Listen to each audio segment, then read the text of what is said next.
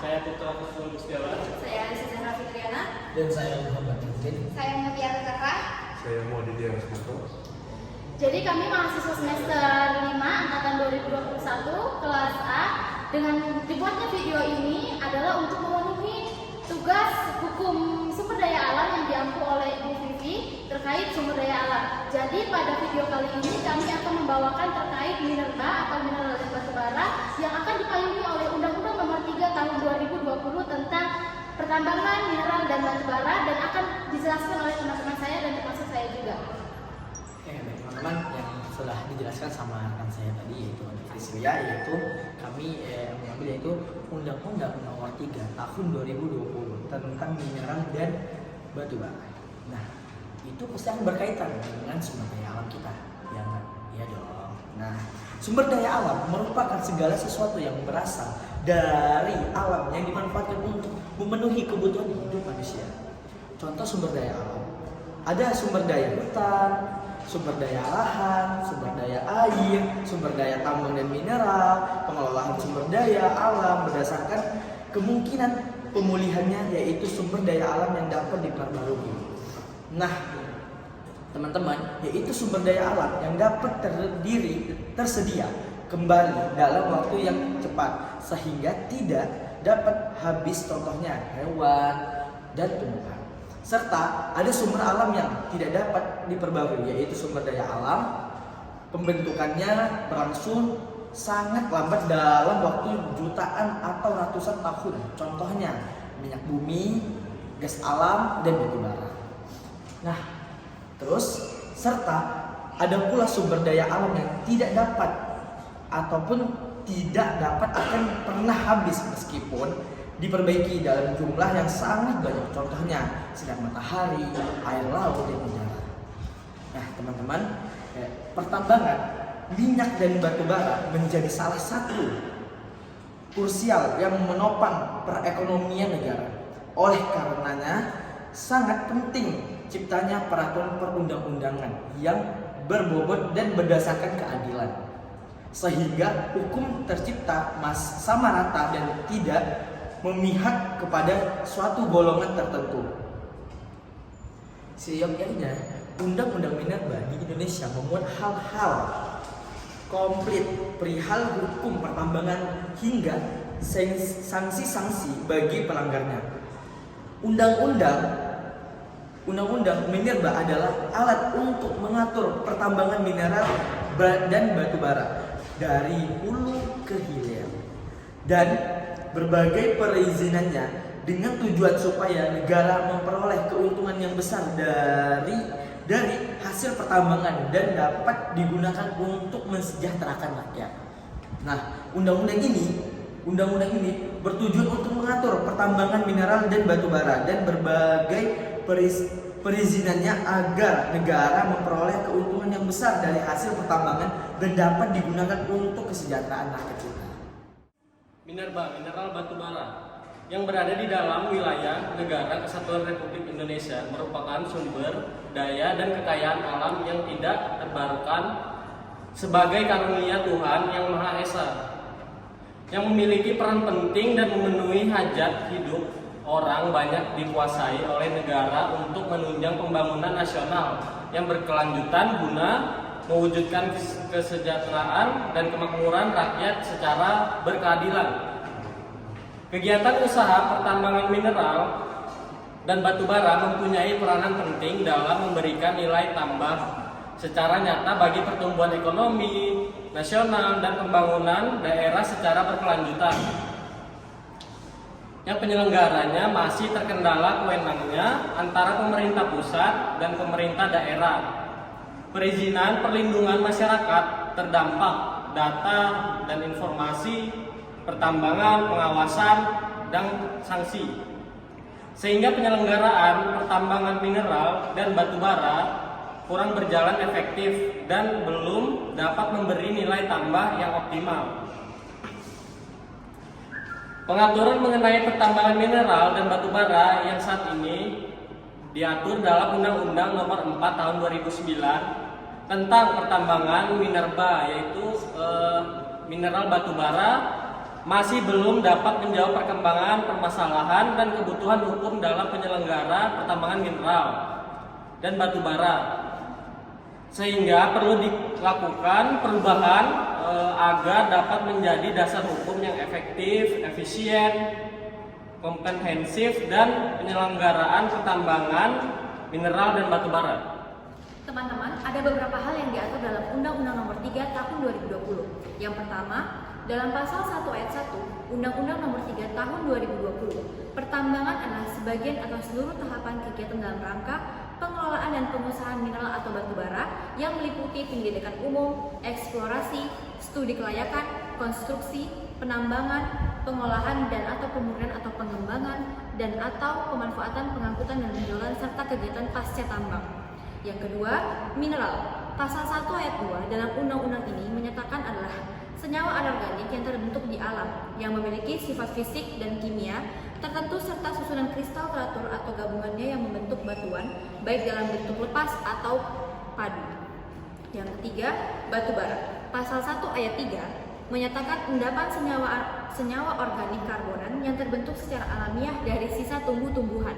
Yang keempat, pertambangan batu bara. Menurut pasal 1 ayat 5 dalam undang-undang ini, bahwa pertambangan endapan karbon yang terdapat di dalam bumi termasuk bitumen padat, gambut, dan batuan aspal.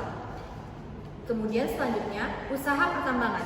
Dinyatakan dalam pasal 1 ayat 6 menyatakan bahwa usaha pertambangan adalah kegiatan dalam rangka pengusahaan mineral atau batu bara yang meliputi tahapan kegiatan penyelidikan umum, eksplorasi, studi kelayakan, konstruksi, penambangan, pengolahan dan atau pemurnian atau pengembangan dan atau pemanfaatan, pengangkutan dan penjualan serta pasca tambang. Yang terakhir, yang selanjutnya perizinan berusaha.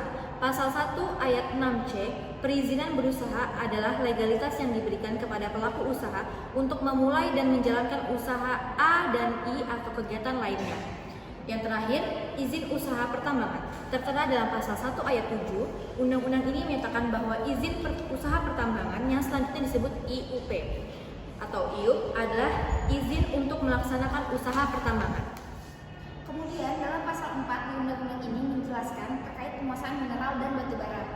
Pasal 4 ayat 2 menjelaskan penguasaan mineral dan batu bara oleh negara sebagaimana dimaksud pada ayat 1 diselenggarakan oleh pemerintah pusat sesuai dengan ketentuan undang-undang ini.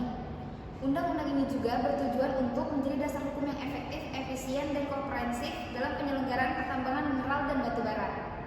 Dalam undang-undang ini diatur mengenai penyempurnaan terhadap Undang-Undang Nomor 4 Tahun 2009 tentang pertambangan mineral dan batu bara, yaitu menambahkan materi muatan baru. Berikut adalah beberapa hal yang diatur dalam Undang-Undang Nomor 3 Tahun 2020 terkait pengelolaan tambang batu bara. Yang pertama, pemerintah pusat memiliki kewenangan dalam pengelolaan tambang batu bara, termasuk dalam hal pemberian izin usaha pertambangan, pengawasan dan pengelolaan inspektur tambang. Yang kedua, pemerintah pusat dapat menetapkan batasan nilai investasi atau jumlah persentase kepemilikan saham badan usaha penanaman modal asing yang bergerak di bidang pertambangan mineral dan batu bara. Yang ketiga, pemerintah pusat dapat menetapkan kriteria dan persyaratan bagi badan usaha yang bergerak di bidang pertambangan mineral dan batu bara. Yang keempat, pemerintah pusat dapat menetapkan kewajiban bagi pemegang izin usaha pertambangan untuk melakukan reklamasi dan pasca tambang.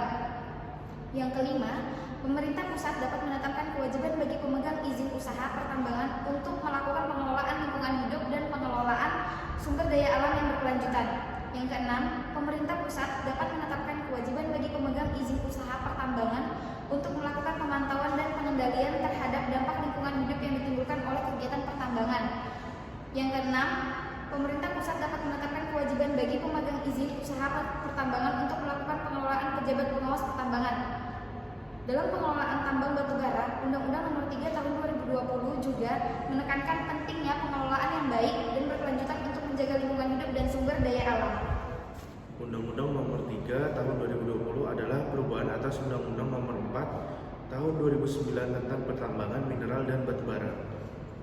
Beberapa perubahan yang diatur dalam Undang-Undang Nomor 3 Tahun 2020 antara lain penambahan materi muatan baru dalam Undang-Undang Nomor 4 Tahun 2009 tentang pertambangan mineral dan batubara. Kedua, pemerintah pusat memiliki kewenangan dalam pengelolaan tambang mineral dan batubara, termasuk dalam hal pemberian izin usaha pertambangan, pengawasan dan pengelolaan inspektur tambang. Tiga, pemerintah pusat dapat menetapkan batasan nilai investasi atau jual persentase kepemilikan saham badan usaha penanaman modal asing yang bergerak di bidang pertambangan mineral dan batubara. Keempat, pemerintah pusat dapat menetapkan kriteria dalam persyaratan bagi badan usaha yang bergerak di bidang pertambangan mineral dan batubara. Kelima, pemerintah pusat dapat menetapkan kewajiban bagi pemegang izin usaha pertambangan untuk melakukan reklamasi dan pasca tambang. Keenam, pemerintah pusat dapat menetapkan kewajiban bagi pemegang izin usaha pertambangan untuk melakukan pengelolaan lingkungan hidup dan pengelolaan sumber daya alam yang berkelanjutan.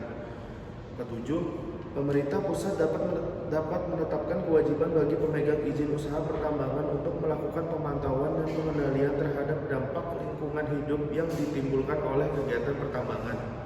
Kedelapan, pemerintah pusat dapat menetapkan kewajiban bagi pemegang izin usaha pertambangan untuk melakukan pengelolaan pejabat pengawas pertambangan. 9. Adapun perubahan-perubahan tersebut bertujuan untuk memperbaiki sektor pertambangan mineral dan batubara serta meningkatkan kesejahteraan masyarakat. Namun terdapat beberapa pasal krusial yang berpotensi merugikan masyarakat dan lingkungan pada Undang-Undang Nomor 3 Tahun 2020 serta naskah Undang-Undang Cipta Kerja. Baik rekan-rekan, berdasarkan data sudah ada sekitar 40 jiwa yang tewas tenggelam di lubang tambang batubara yang tidak direklamasi. Dalam catatan jaringan advokasi tambang di Kalimantan masih ada sekitar 1.735 lubang tambang bekas tambang yang tidak direklamasi. Di Kota Samarinda sendiri terdapat 349 lubang tambang tanpa direklamasi. Dalam tata kelola pertambangan setelah operasi penambangan berakhir, maka ada kewajiban mutlak yang dilakukan oleh pemegang izin, yakni melaksanakan reklamasi dan kegiatan pasca tambang. Di penghujung tahun 2021, lubang tambang batubara kembali merenggut korban jiwa, yaitu seorang laki-laki bernama Feby ditemukan meninggal setelah pencarian sekitar 29 jam di danau bekas tambang di Kelurahan Makroman, Kecamatan Sambutan, Kota Samarinda, Kalimantan Timur, tanggal 31 Oktober 2021. Kasus ini menambah daftar hitam catatan industri tambang batubara di Indonesia, khususnya di Kalimantan Timur, rekan-rekan. Lubang bekas galian yang tidak direklamasi cukup mengundang perhatian masyarakat. Bahkan ada yang menjadikan wisata danau. Yang jelas-jelas danau ini sendiri adalah danau yang cukup berbahaya, rekan-rekan sekalian. Pada peristiwa kali ini diawali saat Feby dan 4 rekannya sengaja datang ke lokasi untuk berenang. Dia terjun dari ketinggian 15 meter dan direkam oleh teman-temannya. Feby sempat berenang ke pinggir, namun dia tenggelam karena kondisi tanah yang sangat licin. Teman-temannya tidak mampu menolong karena kondisi yang tidak memungkinkan, dan saksi mata mengatakan bahwa Feby hilang sesaat ketika tergelincir. Dinamisator Jaringan Advokasi Tambang atau JATAM di Kalimantan Timur, Pradharma Rapang menjelaskan, lubang bekas galian tambang tersebut sengaja ditinggalkan. Sekian lama, lubang digenangi air hingga menjadi danau. Masyarakat sekitar kerap datang untuk wisata dan swafoto. Padahal masyarakat jelas tahu bahwa tambang ini sangat berbahaya untuk digunakan untuk foto ataupun wisata, baik dari kandungannya ataupun dari lubang galiannya itu sendiri. Dari hasil penelusuran JATAM Kalimantan Timur, koordinasi dilakukan berada di konsensi CV Arjuna. Perusahaan ini secara administratif sudah benar regulasinya, yaitu mendapatkan izin usaha pertambangan atau IUP yang telah dijelaskan oleh rekan saya sebelumnya terkait IUP yang ada di dalam Undang-Undang Nomor 3 Tahun 2020 tersebut. Operasi produksi dari Wali Kota Samarinda 6 September tahun 2014 dan berakhir di 6 September tahun 2021. Lokasi konsensi sebesar 1.452 hektar. Sebenarnya konsensi Arjuna CV Arjuna merupakan salah satu yang terbesar di Samarinda. Lubang tambang ini sebenarnya tidak hanya memakan korban jiwa, tapi juga menimbulkan masalah lingkungan dan pertanian yang sudah lama terjadi. Namun hingga kini Jatang belum menemukan nama di balik perusahaan ini, sebab data dari Kementerian Hukum dan HAM, nama pemilik CV Arjuna ini tidak tercatat sama sekali rekan-rekan. Hanya tinggal izin usaha yang berlaku dan lokasi perusahaannya. Itulah yang membuat masyarakat yang sekitar masih tuna hukum, jadi masyarakat sekitar yang masih tuna hukum ini bingung untuk mengadu ke siapa terkait masalah-masalah yang ditimbulkan dari pertambangan ini. Kemudian saya berangkat dari contoh penjelasan rekan-rekan saya dan contoh kasus yang saya berikan barusan. Dalam tata kelola pertambangan setelah operasi penambangan berakhir, maka ada kewajiban mutlak yang dilakukan pemegang izin, yakni melaksanakan reklamasi dan kegiatan pasca tambang. Jadi siapapun yang abai dengan kewajiban tersebut merupakan kejahatan yang berkonsekuensi pidana, termasuk pimpinan daerah seperti gubernur yang diam dan abai atas peristiwa ini. Dalam ketentuan pasal 161B ayat 1 Undang-Undang Nomor 3 Tahun 2020 tentang perubahan Undang-Undang Nomor 4 Tahun 2009 mengenai minerba disebutkan secara eksplisit bahwa setiap orang yang memiliki IUP atau IUPK dicabut akan berakhir dan tidak melaksanakan reklamasi dan atau pasca tambang dan atau penambangan dana jaminan reklamasi dan atau jaminan pasca tambang dipidana dengan pidana penjara paling lama 5 tahun dan denda paling banyak 100 miliar rupiah. Bahkan dalam ketentuan pasal 164 undang-undang tersebut, pelaku tindak pidana yang dapat dikenai hukuman tambahan berupa perampasan barang, perampasan keuntungan, kewajiban dan membayar biaya lainnya. Kita kembali ke CV Arjuna yang kini sudah tidak beroperasi lagi. Lalu, mengapa lubang tambang dibiarkan menganga begitu saja tanpa reklamasi dan pemulihan?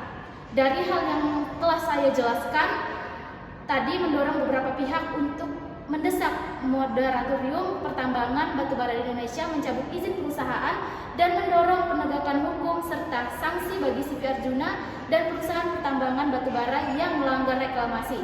Pengabaian oleh pemerintah seperti gubernur dan wali kota Samarinda itu mesti disoroti oleh mahasiswa, pemerintah, dan pihak-pihak lainnya. Mungkin segitu saja rekan-rekan yang dapat disampaikan oleh teman-teman kelompok kami. Untuk kesalahannya mohon dimaafkan, karena hanya itu yang dapat kami sampaikan.